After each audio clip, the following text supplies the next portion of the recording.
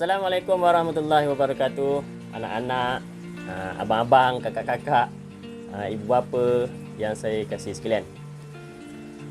Hari ini kita nak kongsi sedikit berkenaan dengan surah At-Tin. Surah At-Tin ini yang seperti mana kita dah tahu, kalau siapa yang tak tahu ni insya-Allah lepas ni tahu, ia adalah surah Makkiyah. Apa maksud surah Makkiyah? Ia diturunkan di Mekah. Ni semua orang tahu kan, surah ni diturunkan di Mekah dan di Madinah. Untuk surah At-Tin ini, ia dinamakan surah Makkiyah, diturunkan di Mekah dan lebih kepada penekanan akidah. Okey, surah At-Tin ini adalah surah yang ke-95 daripada Al-Quran dan dia terletak di juzuk ke-30. Dan surah ini juga mengandungi 8 ayat. Jadi sebelum saya bercerita lebih panjang lagi berkenaan dengan surah At-Tin ini, mari kita dengarkan sama-sama bacaan surah At-Tin daripada Ustaz Abdul Hafiz Al-Hafiz. Silakan.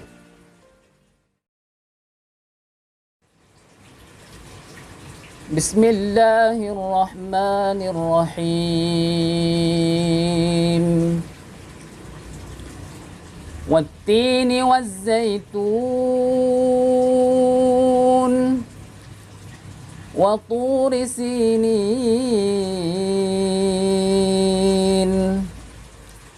وهذا البلد الأمين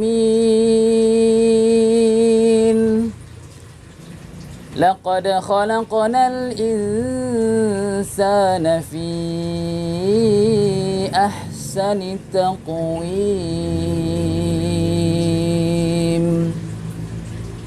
ثم رددناه أسفل سافلين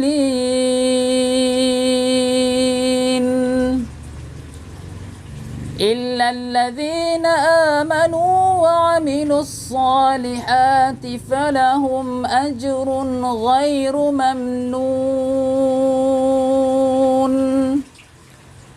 فما يكذبك بعد بالدين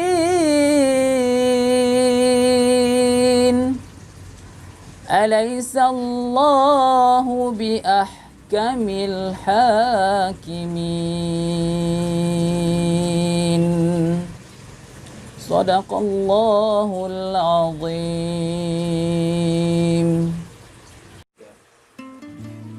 Alhamdulillah kita dah dengarkan bacaan daripada Ustaz Abdul Hafiz Al-Hafiz, surah At-Tin yang kita dengar tadi kan. Okey, bagi meneruskan apa yang saya nak cerita ni, kita terus tekankan kepada apa pengajaran yang kita boleh ambil daripada surah At-Tin. Sebab setiap surah yang Allah turunkan ni semua jadi panduan untuk hidup kita. Berkenaan dengan surah At-Tin ini, saya nak tekankan apa isi dia yang kita boleh ambil pengajarannya ialah, yang pertama, kita ni sebagai manusia diberi nikmat dan dimuliakan.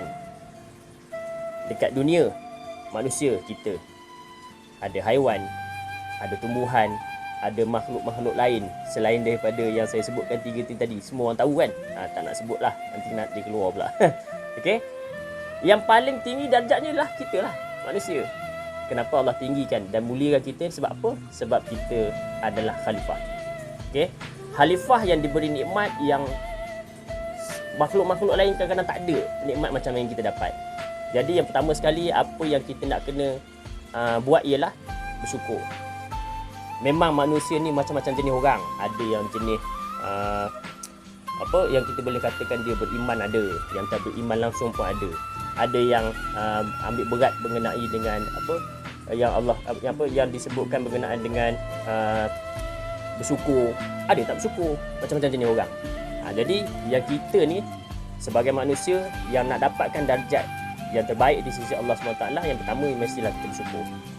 Dengan cara bersyukur itulah yang akan menentukan kita ni adalah orang yang dimuliakan ataupun tidak. Sebab walaupun manusia ni berbagai macam jenis, ada yang jenis dimuliakan, ada yang jenis dihina. Itu semua atas kesilapan kita lah. Kalau kita dihina, kalau dimuliakan, itulah kehebatan yang kita gunakan daripada nikmat yang Allah bagi.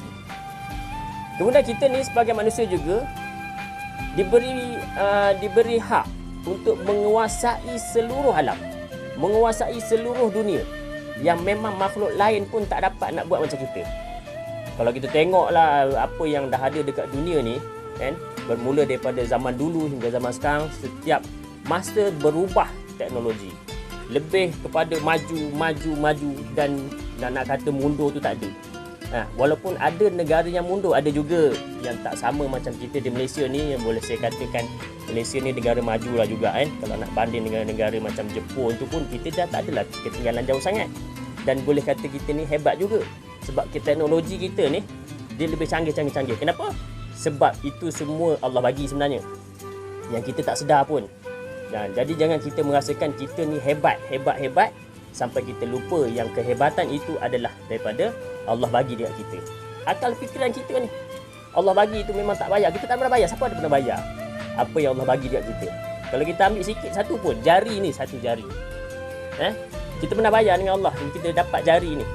Dan nikmat jari ini, semua orang guna tanpa ada rasa kekurangan pun, kan? Semua ada kelebihan. Okey, itu yang kedua. Yang ketiga, kita manusia ini memang tak terhindar ataupun tidak terlepas dari bertuhankan nafsu. Sebab itu manusia ni bila dia bertuhankan nafsu, dia banyak melakukan dosa. Okey, kalaulah Allah tak bagi nafsu langsung dekat kita, tak ada rasa nak makan, nafsu berseronok, nafsu nak berjalan-jalan, nak bersia-sia untuk memiliki kekayaan, semua tu Allah larang ke? Tak larang. Semua Allah bagi. Tapi yang pertama sekali kita jangan lupa, kita kena ingat setiap apa yang Allah bagi itu adalah semua daripadanya juga. Okey? Sebab tu kita kena bersyukur. Dah tak boleh nak cakap apa dah. Memang semua Allah bagi. Kalau Allah tak bagi, tak rasa apa kita. Okey? Jadi saya rasa cukup setakat itu untuk perkongsian saya hari ini. Untuk adik-adik yang tahun 6, jangan lupa surah At-Tin ini ada dalam sukatan pelajaran yang kamu belajar kat sekolah. Tu jangan lupa. Boleh, kalau tak percaya cuba tengok balik dalam buku teks, tengok.